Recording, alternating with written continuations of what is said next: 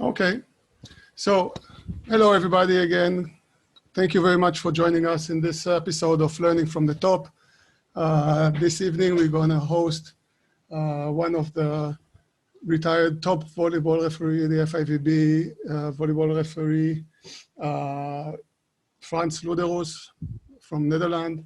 We're going to hear from him about his experience, about his way of whistling and all the ideas and everything that we spoke on before. We're going to have another point from Frans.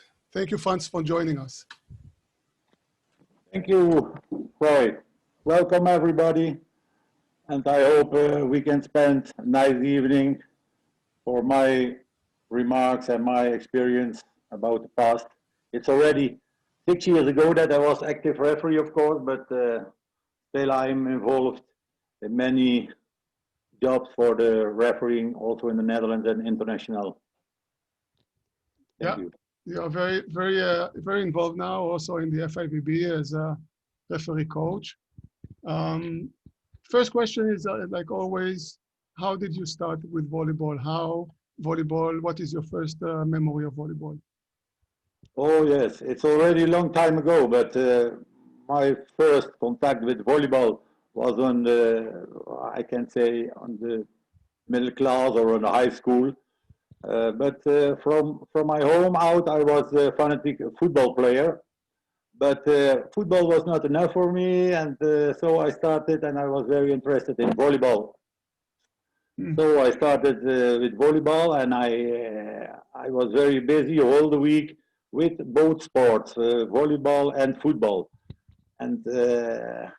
And finally, I made the combination on Saturday when we played first volleyball matches.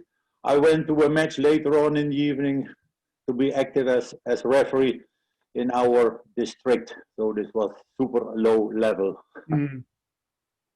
So, and how did you continue? You pushed yourself towards to be top volleyball referee.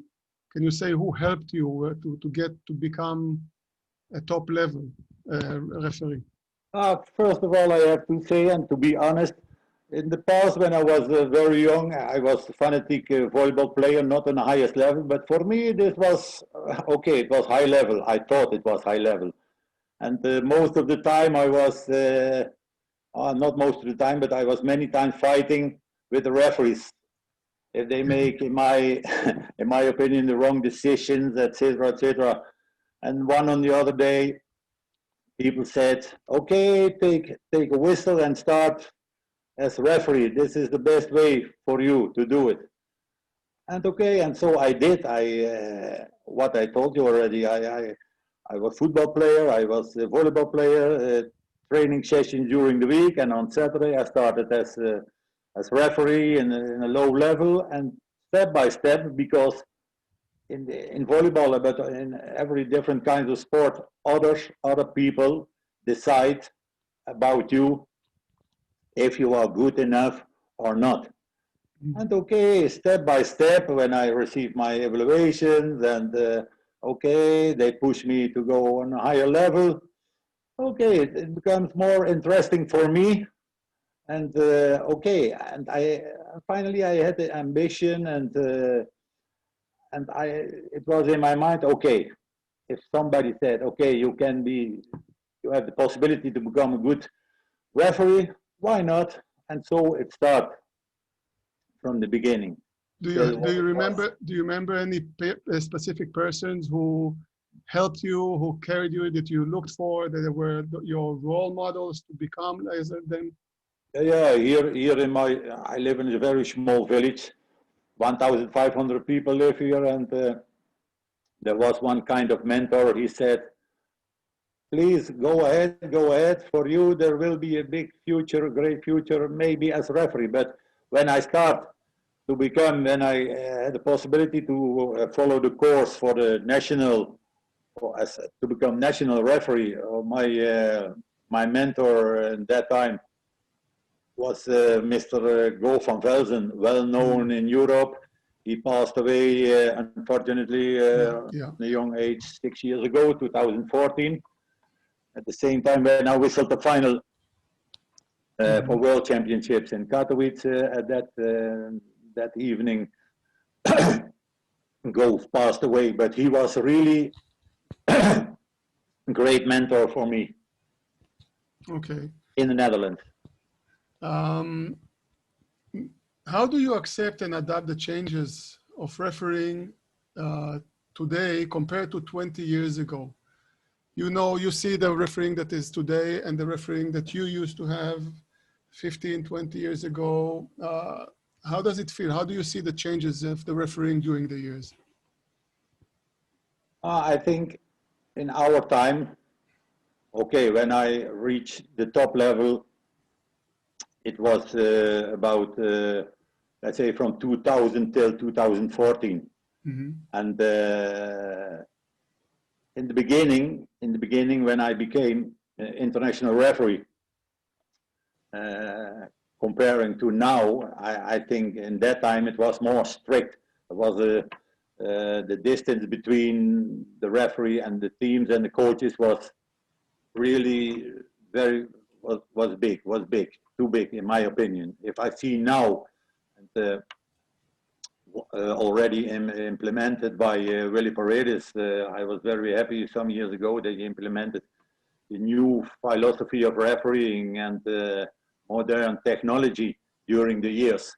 Mm-hmm. It's completely different, like in our time. I started in the year in the World Championships 2014 when I was together with Juraj Mokri, and that was my first experience that we had the Vocero, the headset. Yeah. But at that time, okay, it started in a flow because the time is running and the modern technology enters, and but comparing the past, it's.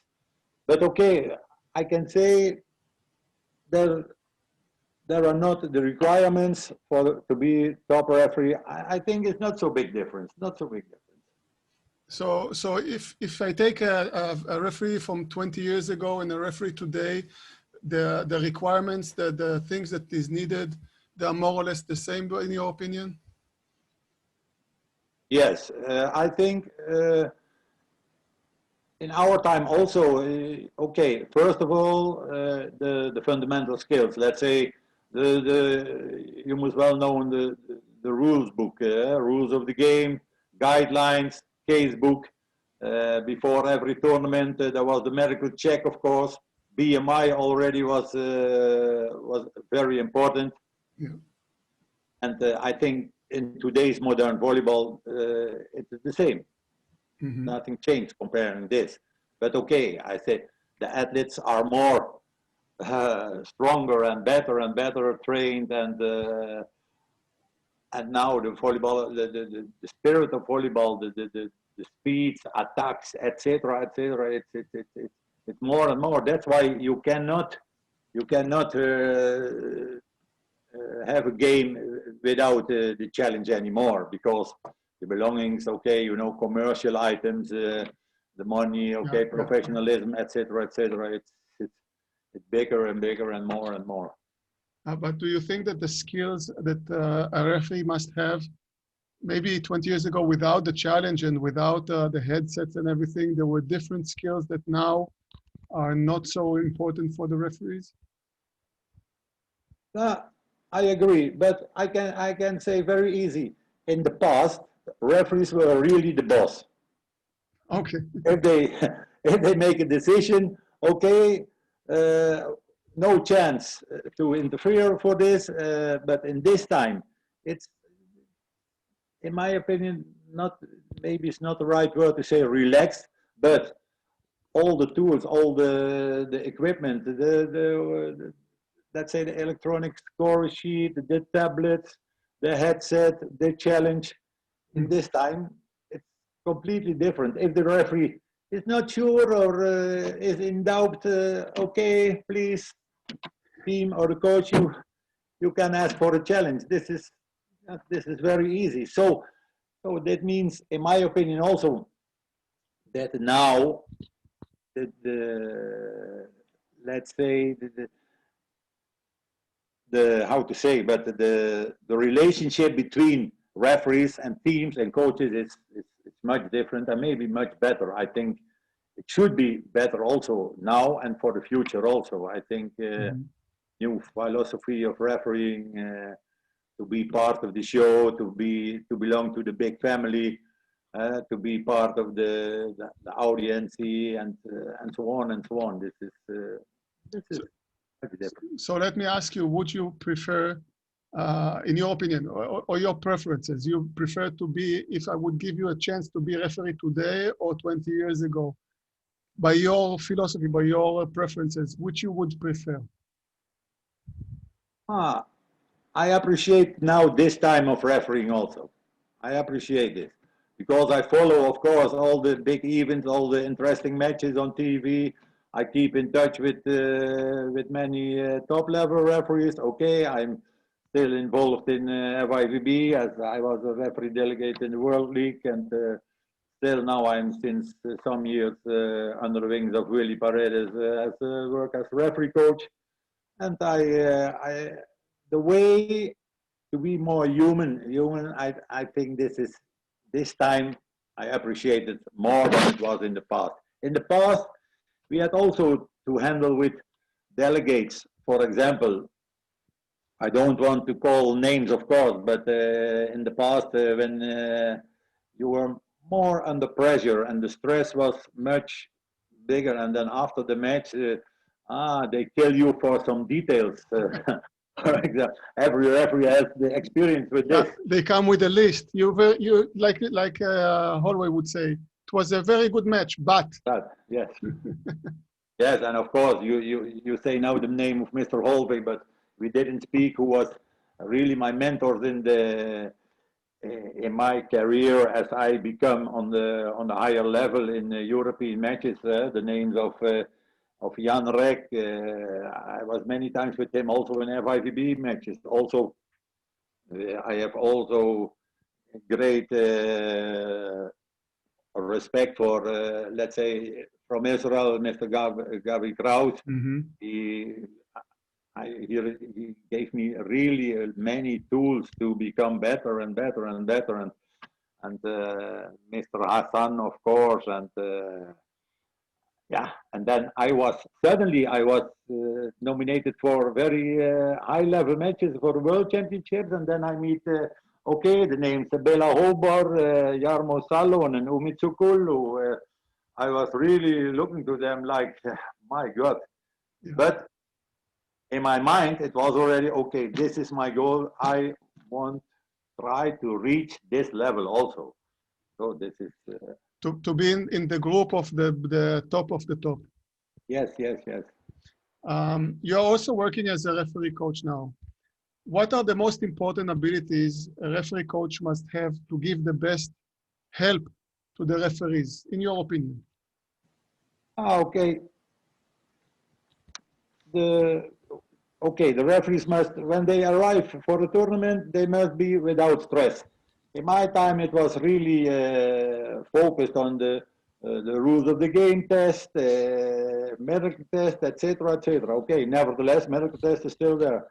But you must give them the feeling and to instruct them that they are still more part of the family, that they are really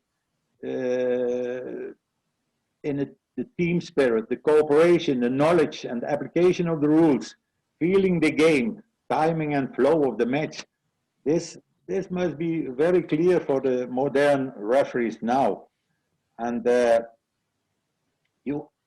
we are not there as a delegate for to say, okay, this was wrong, that was okay. Not always try to give them positive feedback after the match, and they can do their advance with this.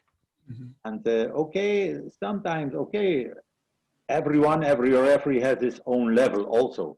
And some of them, they reach the level, the highest level, very quick and very soon. But you must be lucky that at the right moment, the right people see you. And okay, don't be frustrated if your level is, let's say, not Olympic Games, but some step lower.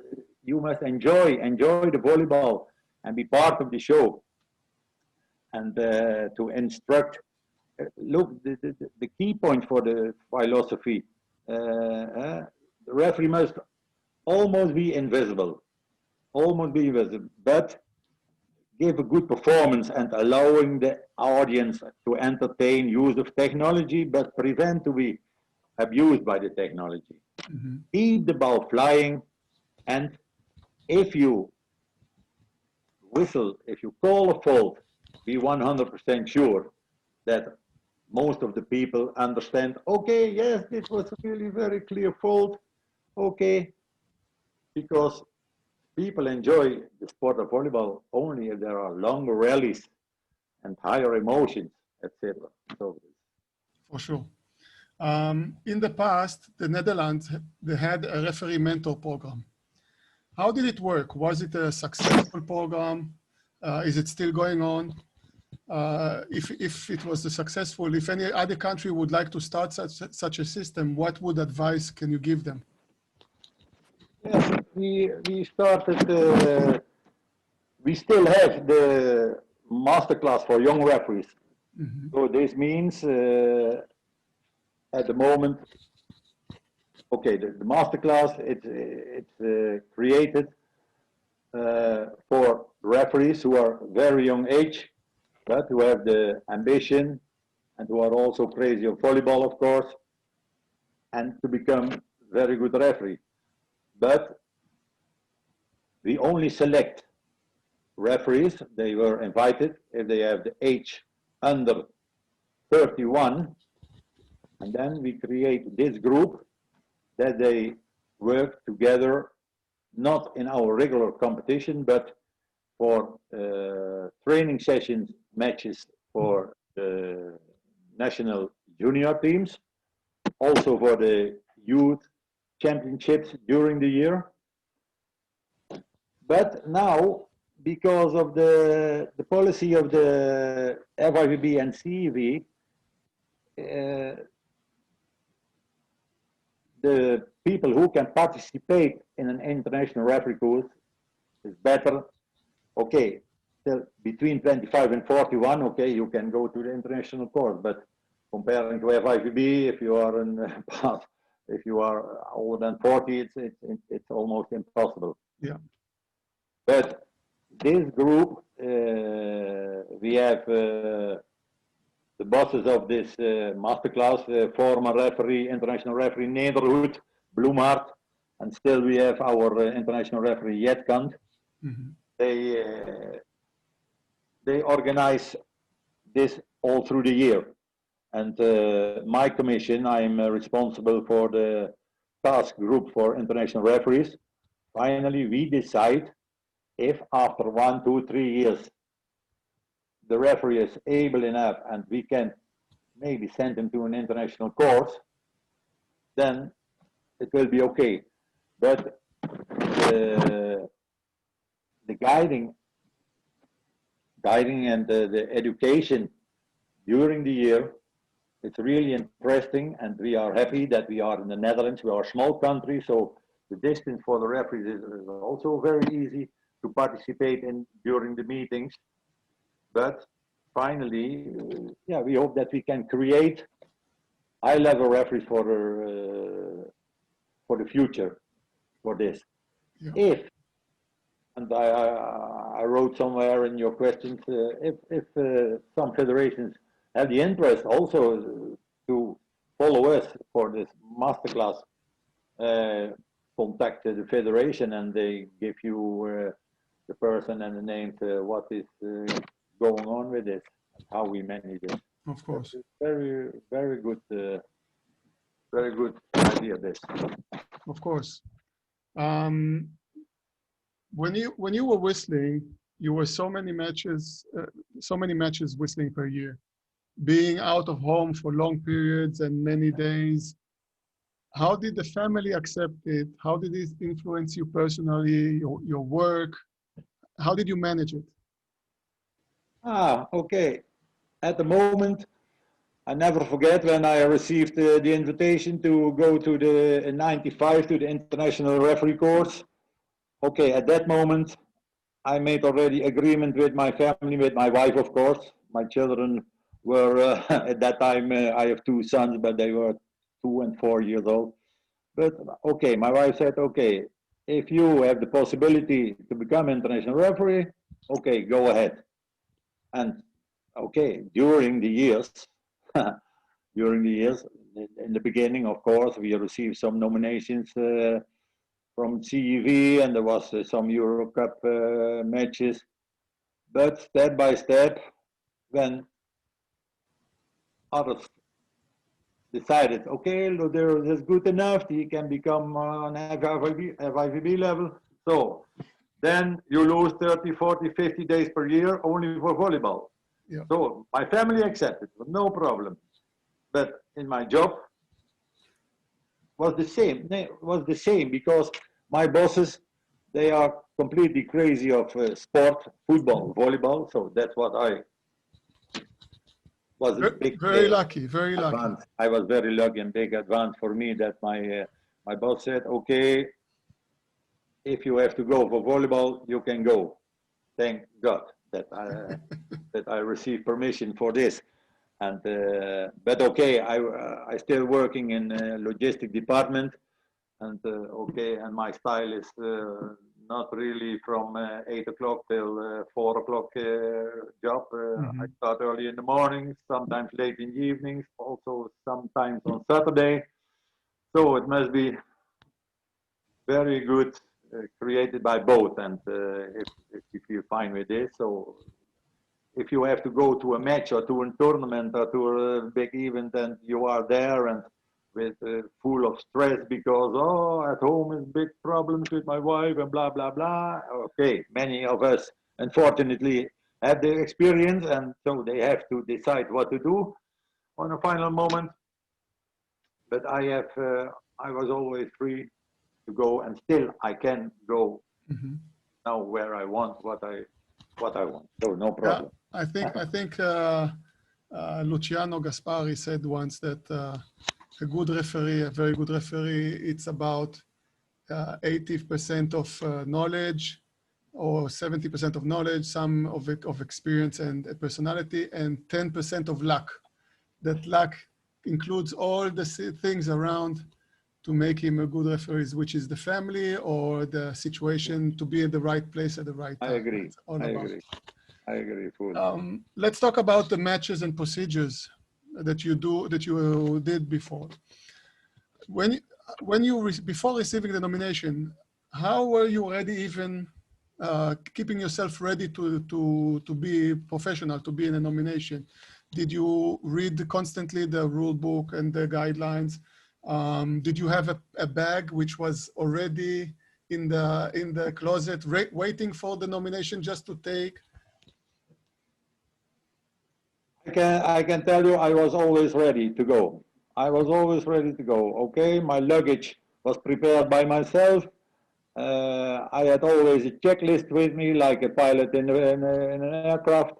I check every time when I have to go. Okay, this, and of course, before I received the nominations, okay, during the year, also in the national competition, you have to be updated for the rules, the guidelines, casebook, and okay, when I was nominated for FIVB tournament, okay, during the years, the distance where you have to go for whistling was 10, 12 hours flight or maybe some more.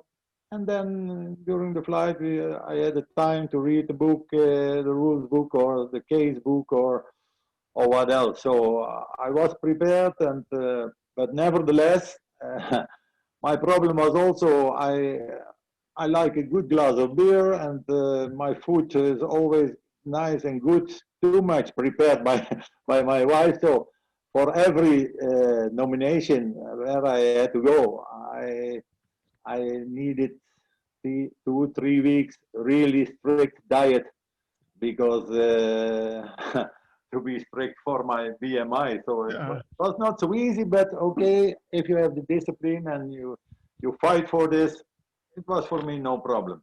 I was prepared, and when I was there where I have to be, I was ready for first tip off.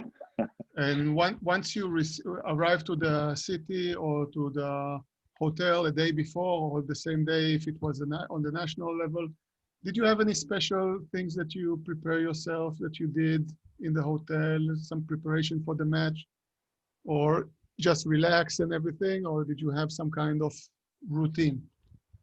Yes, it was kind of routine, but it was almost always the same.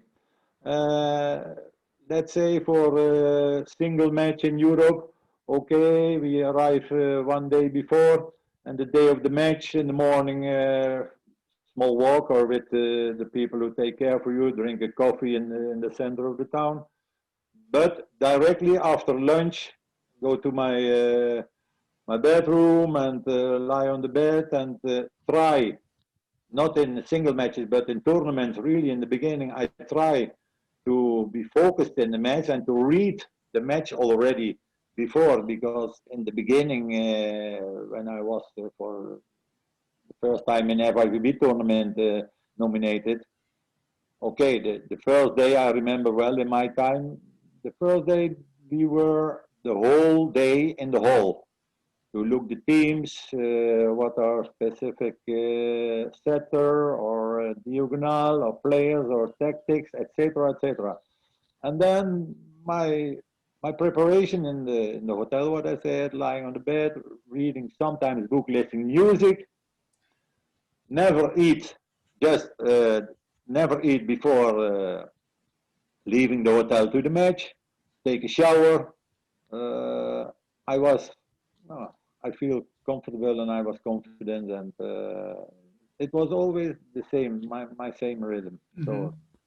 So once you arrived to the venue, to the sports hall, how did you start your mental preparation, even without the uniform? When you arrived with your suit and everything, did you have did you check that the match, the details of the match before, to have a potential to be a difficult match or an easy match? Did you talk to the referees? Did you have some kind of routine when you enter the sports hall and before even starting your job? Mm-hmm. Yes, it was during the years also routine, but also speak before the match with the referees. But okay, if you went to the venue, okay, you must present yourself as official, and because immediately people are looking to you. Oh, who's the referee? Who's the referee? So you must be okay. You must be at least serious. Mm-hmm. Not be joking or celebrate or what else. You must be really in the face of the people that they say, okay, this man is can be the referee, so no problem. Uh, Before the match, okay, I spoke with my colleagues, not about really strict details, but for the single matches, I remember very well for European matches when I received a nomination in Champions League. And sorry to say, but in my time in the past, it was also that you whistled many times with colleagues from eastern part of Europe or other countries. Nothing bad words about this, but you have to prepare. This was my experience, that I was prepared very well as I was first referee. That I had sometimes also a job as second referee, because I know this. I heard many stories from referees from eastern part. Oh, during the season in my national competition, I'm nominated only 1, 2, 3 times maximum as second referee, and the rest I'm only acting as first referee. So, and that's what I underline once more. In my country, in the Netherlands, we have really the perfect system. Even if you're international referee or national referee, 1 week you're whistle man, second week woman, 1 week you're first referee, 1 week you're second referee. So to keep this rhythm, this was perfect, because I had really, unfortunately, some bad experience. What I told you before, when I was somewhere, and my colleague was from countries who were not so much nominated as second referee. Yeah. So, but okay, for the game, when I enter into the hall, okay, not, of course, try to be, try to be calm, not nervous, without stress, be prepared. I have always with me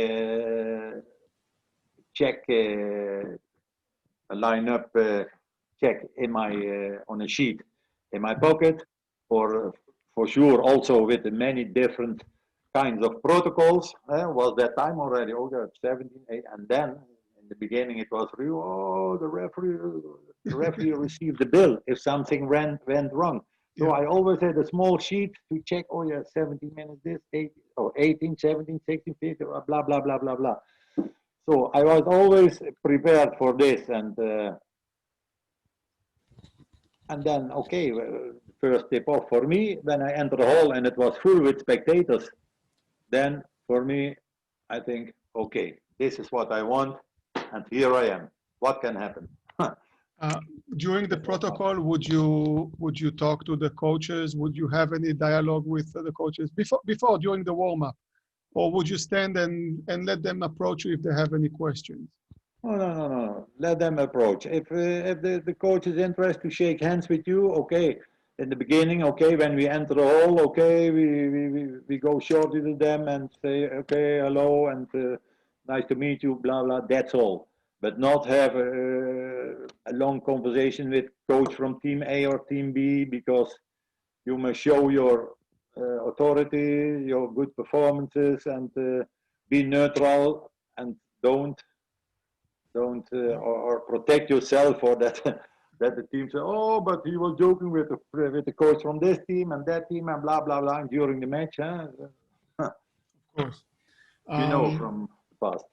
When you go to your chair or as a second referee, what is your mental state just before whistling? How do you get yourself into the focus? Because as a referee, you have to be concentrated and on high percentage of focus and concentrated during the whole match.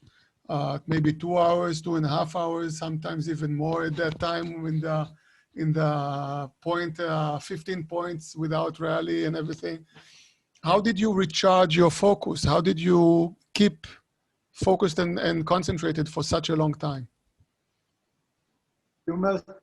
I was always prepared for a long match, and for the referee, the match is always a final. I didn't care about the teams of lower level or high level. For me, I was always focused for the match. For me, every match was a final match. To be strong, concentrated. You have to show your performances. You have to show your calmness. Your okay, all the items which you need to be a good leader. Show your leadership. The rhythm, also the technique of whistling. During the years, okay, it's routine, but nevertheless use your whistle for what you need it for. The rhythm of whistling, collect information. For me, it was also between the sets. I never had a cooling down. Let's say cooling down. Let's say in this time nobody cares about this while you are going to sit down between the sets. For me, I had always the overview, what can happen, and I feel comfortable. I feel comfortable when I was staying there, also during the breaks and in the sets. For me, it was never a problem. If I have if it was mental and physically, I was okay. I was well prepared. I never had, oh my God, I'm so tired. I'm so like this. Or no, always be focused and always in the game, full in the game. How was your interaction with the participants? Did you allow participants or captains to talk to you, or were you strict and wash them away? You know, sometimes we have Yumi Tsukulu that just gives the look and nobody talks to him, or we have other ones who are more acceptable and they can talk. You were flexible or more strict? I think I was more flexible, but nevertheless, immediately in the beginning, you see and you can feel the hectic or the stress or the nervousity by the players, and don't give them the space. And verbal warning, let's say to look with your eyes of small, short, strong whistle, most of the time was in my time and in my opinion was this also enough, was enough. I I was counting and I was checking, but in the international matches, I never disqualified or expelled a player or a coach. Never, never. Okay, yellow card, of course, and okay, they don't like it, but in the beginning of the match, if you have the tools, and if they try to make a game with you, immediately you must Of course. try to get them called immediately. It is well known that the teams have respect and confidence. When they have the respect and confidence in the referees, the match will be a little bit easier because they have respect and they trust the referees. How can you earn, how did you earn the trust of the coaches and of the players to have a good matches, to have control of the match when you were whistling? Yeah, okay. Okay, so I make also some notes, of course. But okay, first of all, consistency of application. Be consequent, honest. Be decisive in your decisions. These are some keywords. If necessary, communicate very clear with and short with the captain. Show your authority without authoritarianism. Yeah. So this is then, in this case, I think you get really good feedback and respect by the coaches and by the teams. And sometimes you must be honest also in this way. If you make a mistake, okay, and of course, you know if you make a mistake. Then when all the players are shouting, okay, stay calm. You can speak as the captain. Sorry, maybe you are right, but it was my decision, and I cannot change my decision. You remember very well when I had to change my decision many years ago during World League finals in Belgrade. But okay, but I think it's really interaction in the right way if you get the respect of the coach and the teams, and it must be from both sides. Okay, so if there's no communication and a team or a participant, some of the players or a coach, they become angry at the referee. How did you handle the situation when somebody became angry at you or started shouting, maybe aggressive with the hands and everything, but not physically? How did you handle this kind of procedures? First of all, I told you already, to solve the problem is try to control everything and try to keep him calm with a verbal warning. You can ask immediately the captain, please, I don't want that the coach interfere and that he has some problems with my decision. He is the coach of your team, and I am trying to do my best as referee. So he has his own job, I have my own job. And if it becomes really aggressive, but what I told you, what is aggressive? Sometimes you must look to the sail or to the bottom, and that you, and experienced referees know very well if the coach starts to repeat and repeat and repeat, that means now this is the limit, and then you have the tools to punish, in this case, the coach or the team member or the team bench members. So for me, for me, really, I must, it's already a long time ago, but really very aggressive moments from coaches. Spectators, yes, it was in the past, somewhere in Bulgaria, I remember, but. We're going to talk about it. Okay. No problem. Did you feel that sometimes empathy to the players or to the coaches? Do you have some kind of did you allow your feelings to become stronger? So let's say get angry at a coach or a player because he did something that was unacceptable, or did you feel empathy because he was doing mistakes or something else?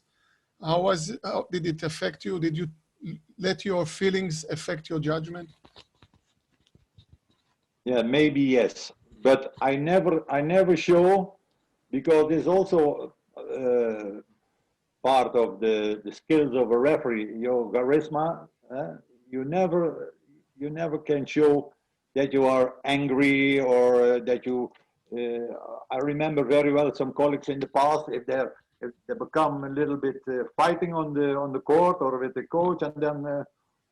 Whistle and immediately show the card and blah blah, make all made many different kinds of signals, etc., etc. But all the time, stay calm, and you must think. Okay, top sport is also emotion. Top sport is emotion. So sometimes you must be, let's say, a little severe to the coach in this case when he is really very angry about this or this, and then yes, you must have some empathy what you say. And for me, this was also kind of a game, but never show. I show some referees or some colleagues get red skin and make suddenly some very strange movements or a second referee, and the body language was, but all the time. So this is really what I learned from my mentors, and also for my colleague international referees, that to stay calm on the highest level, stay calm and keep everything under control and don't show your emotions. Mm-hmm. For sure. If you felt that you made a tough call or maybe even a mistake, how did it impact you? Once you realize that you make a mistake or that you probably didn't whistle correctly, you continue to think about it 2 or 3 points afterwards, it still stays in your head? Or did you learn how to put it aside and to forget about it? Yes, okay, this is also part of refereeing. This is mental toughness. Let's say mental toughness. This is very important. And in the past, we received from one mentor very interesting seminar about mental toughness. So, but if you make a mistake, I told you already, it's very clear. If everybody is shouting and stand up, oh, okay. But don't think about it after 1, 2, 3 rallies more. Some referees become really shocked. Some of them, lower level, what I saw, and but try to keep it away from you. Okay, next ball, next rally, show must go on, and try to forget it. Okay, after the match, you can evaluate or speak or have some feedback about some situations. And then, yes, okay, I'm happy, I'm human, I'm not a robot, but things happen. But during the match, you must exercise yourself, really, what was, forget it. Put it away immediately, as quick as possible. When the score becomes really close, let's say it's a 5th set, 14-15, or the last points of a set, and it's a very strong match, just before whistling for service, how do you prepare yourself for this crucial point or very difficult point, because it's going to be a very decisive one? Yeah, you have many possibilities, of course. It can be in your mind, oh, please make a service into the net. Yeah. Or, but you must prepare on on everything is possible. Everything is possible. Let's say in the fifth set and the score is 1918 or something like that, and maybe in the hall full with 10,000 spectators and big ambience, great ambience, etc., etc. But it's in your hands. Not always, but it's in your hands. You have to be focused on what can happen. So, but for me, it was always, and I enjoyed it. It was exciting for me. Okay, in this ambience. Yeah, rush of adrenaline. Yes, adrenaline was really focused, and maybe I cannot recognize by myself, but maybe I had also sometimes wet hands, and then I said, okay, finally this ball was clear, last ball was clear out or clear in, and Yeah. without any problems, go down, breathe your lungs empty, yes, happy, finished, okay, and then finito. Yeah, for sure. So if there was a special situation, let's say some exceptional situation, something that doesn't happen almost never, or is not specifically by the rules, some kind of action or some kind of an error that catches you almost not ready because it's almost never happened. How did you react once you have that? I'm sure you had maybe one or two situations that caught you, that you can remember that caught you not so ready for them because they were not specific in the rule book, or they were new, or something that you never saw before. How did you make your decision fast enough and nice enough that it passed? Okay, Roy, now during the time when we say goodbye to the normal system, but now in the rally point system, it's a big difference. And I think to protect yourself and both teams, in this case, if you are not sure what happened and also your officials, your line judge or your second referee is not sure, in this case, I say, okay, do it not too many in a match, but double fold. This is the easiest solution in this case. Double fold, because otherwise, if you say, okay, I'm sure, and I'm sure that this team wins the rally or this team, then you can kill somebody because the difference is immediately 2 points, or not. Yeah. So for me, this was also in the rally point system. I was sometimes lucky to say, okay, double fold. Okay. Once the match is finished and you go down from your chair or you join the first referee, did you feel relaxed? Did the tension, the focus go down, and you said, I finished and now we can do everything relaxed, or you are still in tension and still in focus until you go to the dressing room? No, what you say when the match is finished, coming down, for me it's okay.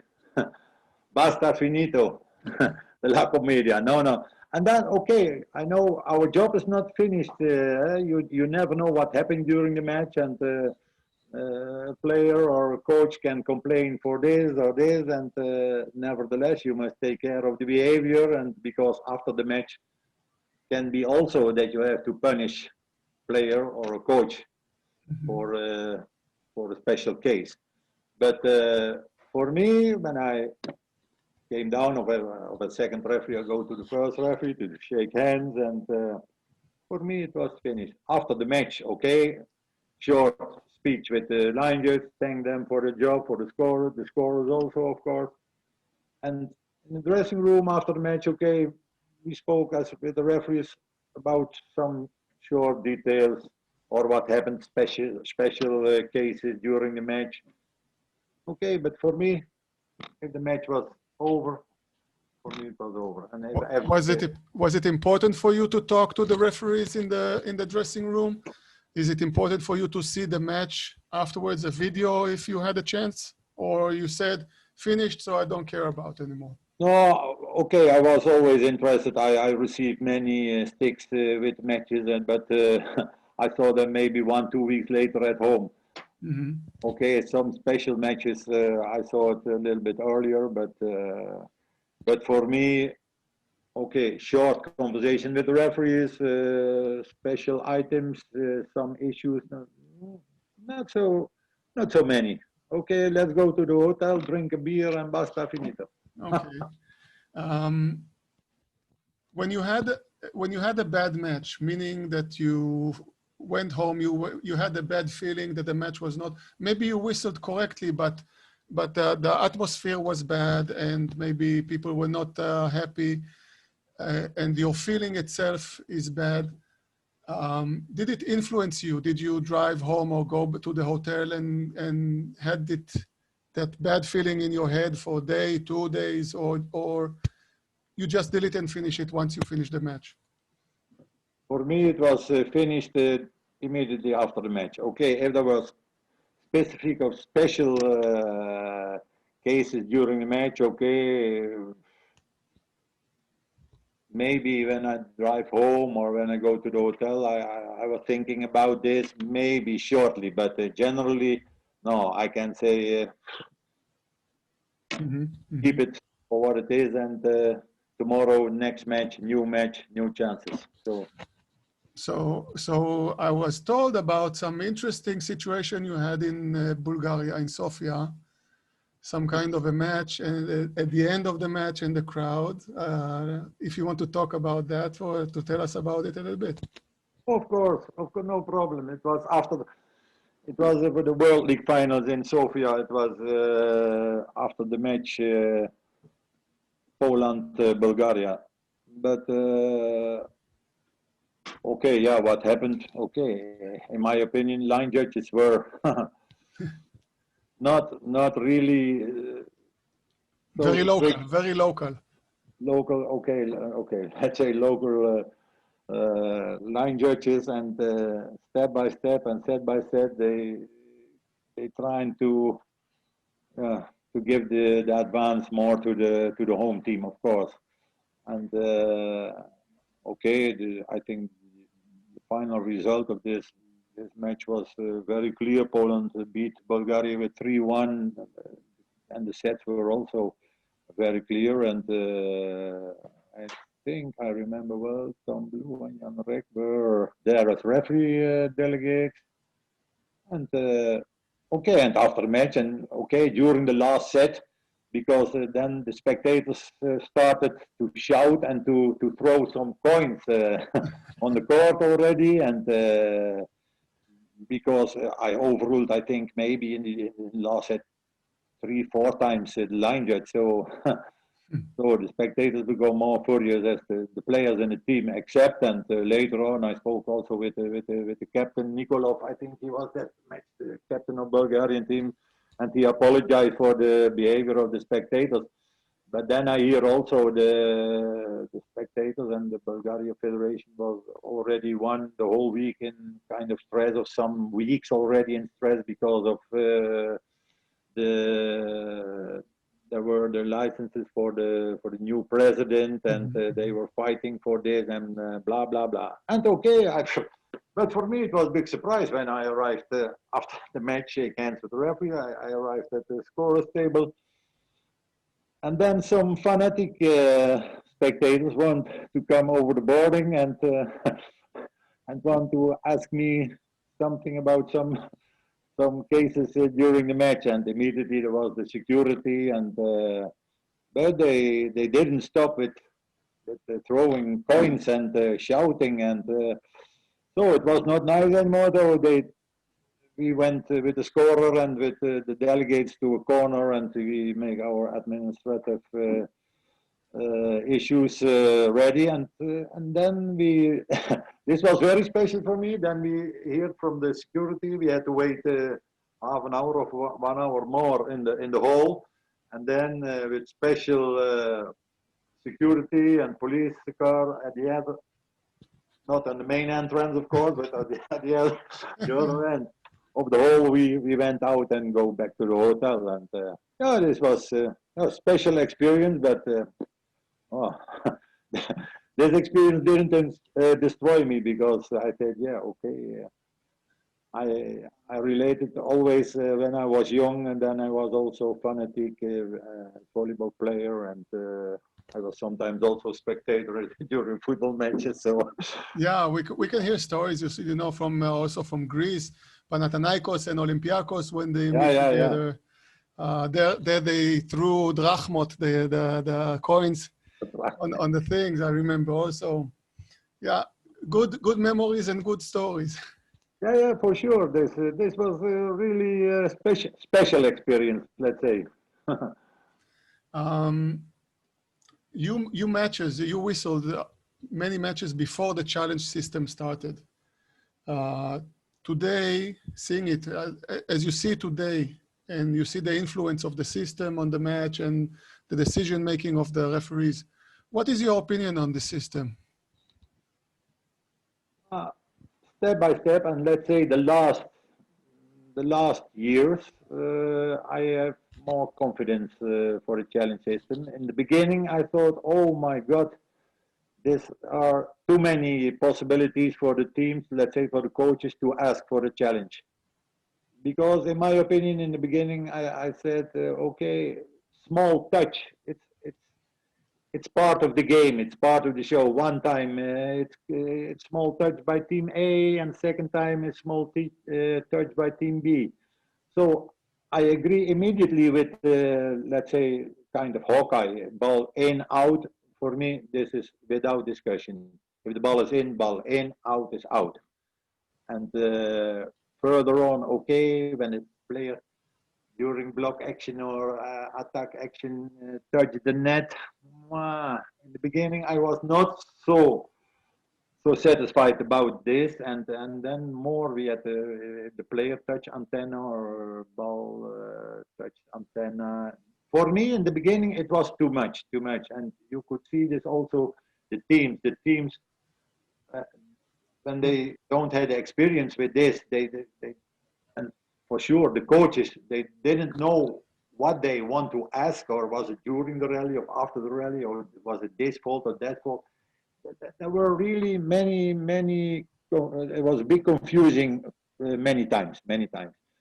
But okay, I'm happy, and I think this is also good implemented by Willy Paredes and his crew to have now the challenge referees. They are really neutral. In the beginning, it was some people from the home team who was on the table, and they can show different kind of actions, etc., etc. But now it's they solve the problem, and of course, on the highest level, it's really obligatory that they have now this system in their hands. And okay, nevertheless, okay, I think now you have 7, 8, 7. You are active referee. How many possibilities? 8, 7, Yeah, something. 6 or 7. Yeah. No, that's more than enough. And I think also they reduce now the time that the coach had the possibility to ask for the challenge. So I think it's still on. It's more clear, and everybody works with it. And I saw, unfortunately, last month. Okay, I saw some European matches which you put on the WhatsApp. Thank you for this. But let's say the last big events, what was World Championships, European Championships, World Championships. I think really it is also a kind of exciting cases for the spectators. Nobody on TV is like a little bit different maybe, but nevertheless, I think people are waiting for the final solution, and I think in the sport hall, okay, if they have the right view and the right replay on the screen, then I think okay, you can show it for everybody, and so finally I'm satisfied with this, and for sure also with the experienced challenge referees. Thanks for this. Finally, what tips or advice, some kind of information, can you give to young referees that you meet from now on? What is your tips to give out? Yeah. I wrote a lot of course I have. But for young referees, always I say, also in my country to young referees, to invest in yourself. In my opinion, one of the best way to do it is go to look to, if possible, high-level matches. Go there. Ask the referees if you have if you can have some feedback and some discussion after the match about special items. But I cannot tell to a referee, you have to whistle like this or this or this. No, you must invest by yourself. Look to the colleagues. Look to the colleagues, what they are doing, how they manage the game, how they are working, how is the body language, how is the leadership, etc., etc., etc. But to invest in yourself, for me, really, the best way is to go in the sport hall and look to your colleagues, and if possible, on high-level matches for your club teams or also for your national teams. Mm-hmm. Okay. Thank you very much, Frans. Before I open the stage to any questions from the participants here, do you have any last things that you would like to add, to say to us? Yeah, it was, I wrote, I was thinking this afternoon about, I think, now in this time, the international referees, and I don't speak about FIVB, but I speak about CEV. I think the referees should be observed as many as possible during European Cup and national team matches also. Mm-hmm. A small example, and I want to tell it and share it with you. The last Final Four was, in my opinion, in Berlin. Champions League Final Four was in Berlin. There was only a jury member, and there was no referee delegate. So this was, for me, was really painful to see that. And I spoke already with many other people about this, and I think every referee can expect at least enough evaluations during the season. And many of the referees, and I'm happy there are still a lot of referees who invest in themselves, who organize a bit family, as we spoke before, with a job, and they have to really to do great job, and I think they need also, and they receive really the good feedback and also the respect from the federation, let's say from the federation, generally the federation, that they are observed as maximum as possible. This is what I wanted to say. Okay. So, go ahead, everybody who was in the meeting. I'm ready. So again, thank you very much for all this beautiful information, Frans. If anybody wants to have any questions, you can unmute yourself and ask the questions. It's now open. Please welcome everybody. If still everybody is awake or ready. Or sleeping. You know, sometimes they were, I don't remember who said that, told me that when you have a presentation, if there are no questions at the end, meaning nobody understood or nobody listened. It's very easy answer, and but nevertheless, thank you again, Roy. And for me, it was a pleasure that I could participate in this meeting. And okay, I hope that everybody Hi, can you hear me? Sorry. Yes, runs with this. I heard somebody. My name is Alexei. I would like to ask a funny question. Can you please put just your camera on, Alexei? I'm in a dark place now. It will not help at all. Okay. Sorry. Go ahead, no problem. Okay. Look, if we compare the job of referee now and let's say in the beginning of your career as referee, when the system was different and the game was different and the tactics was different and the setter, for example, used to stay in a position 3 and they played cross and back cross and a lot of different good-looking combinations they don't use now, and the game is faster now and the ball is different. What do you think? Did the job of referee turned to be more difficult now or not? Oh, I think in this time the top level referees, also lower level referees, of course, I think they are prepared with the system now, and they are instructed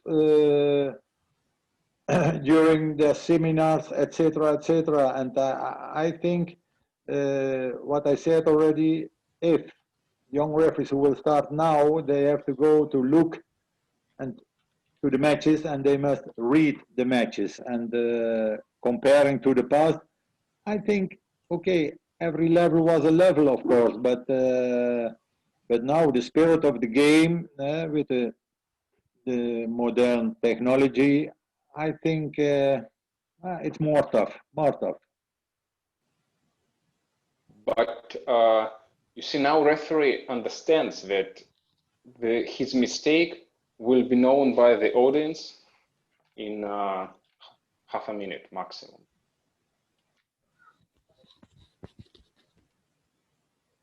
No? Sorry, I mean that he says out, everybody look at their phone or at the screen, it is in. And he gets the reaction of the audience immediately. yes, of course, this is part of the game, part of the show, of course. But everybody knows now very well, okay, if a referee make a decision, okay, the team has the possibility to ask for a challenge.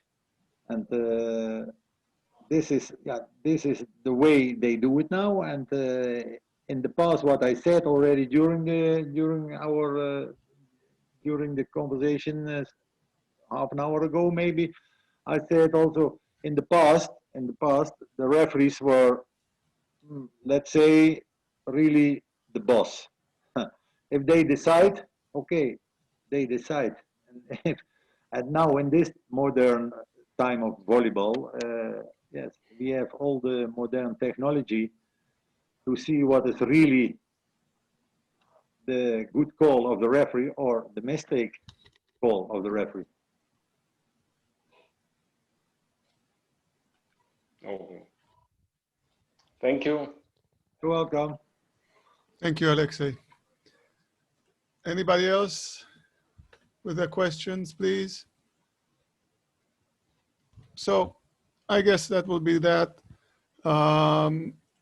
Thank you very much again, Frans, for being with us. It was very, very interesting.